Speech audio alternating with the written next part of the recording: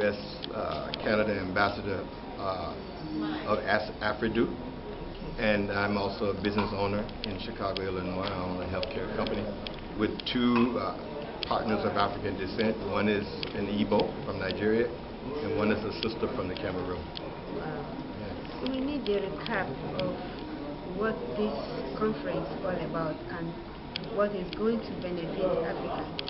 This is the formal launch of AFRIDU Nigeria, and it's to announce that the effort is to make Nigeria the lead, the head, in a new approach to reuniting with the African diaspora. Instead of saying come back, visit, or come back and invest, the new approach is for those who are interested and those who are willing to invite them back, who can document their linkage, ancestral linkage to Nigeria, to invite them back and as citizens to confer upon them through some process, but not a long process, you know, passport and all the rights and privileges of citizenship.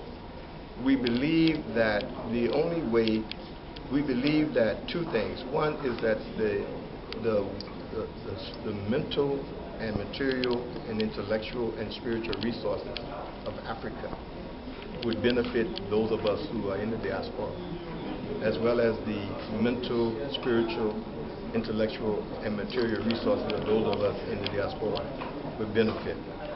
Wherever we are in the world, no matter if we're in Germany, in the U.S., we're the tail.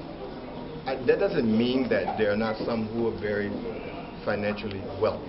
But no matter how wealthy they are still seen in these European societies and in some Arab societies as being inferior. It is our destiny, I believe, to become the head, to lead the world into a better future. We see all these problems of human rights, war, environmental degradation, etc. We know that the European model of development is not healthy for the planet, for people-to-people ecology.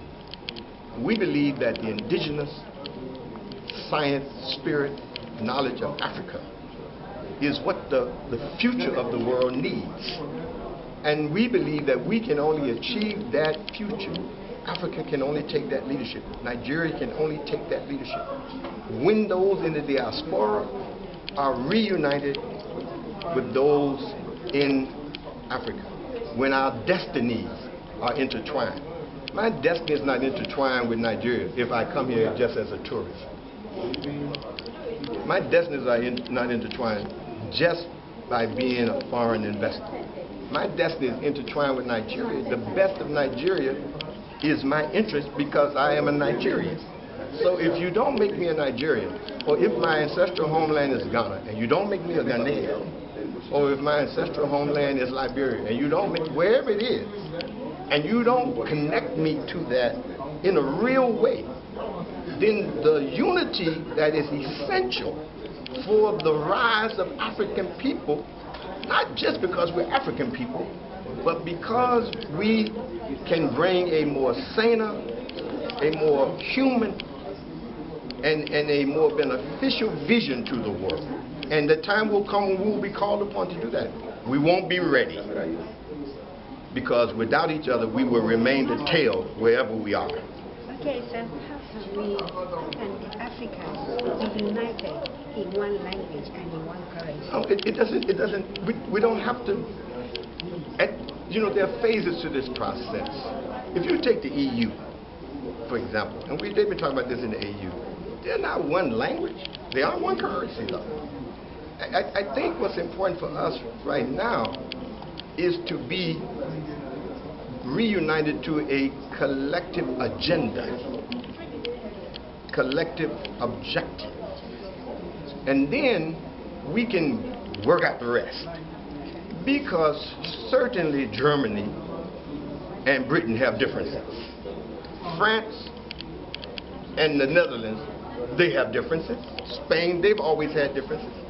But there are some things that unite them above their differences. Europe European dominion. Is that not right? Yes, sir. So, if they can rise above all of their differences that don't go away, they don't solve them. They just have an agenda that's higher than all of their differences.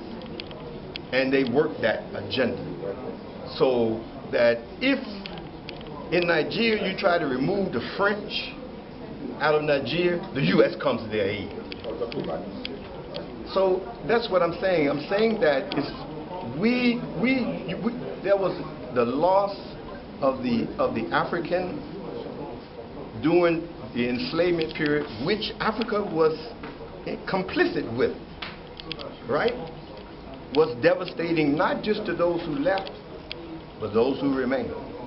And it began the great rise of European hegemony. I'm not against European leadership. I'm against the byproduct of it. Yeah. And so what I'm saying to you is that they use those Africans to build their worlds. So if we can build their worlds, why can't we build our world? And we cannot do it with all of this division. We have to develop some common agendas that unite our energy, our intellect, and our efforts. Because the world will need us at that place in no less than about 10 years. Because according to the climatologists, we only have about 10 to 20 years to change the direction of the planet. Thank you very much. Your names again? Dr. A. Moriel McClurkin,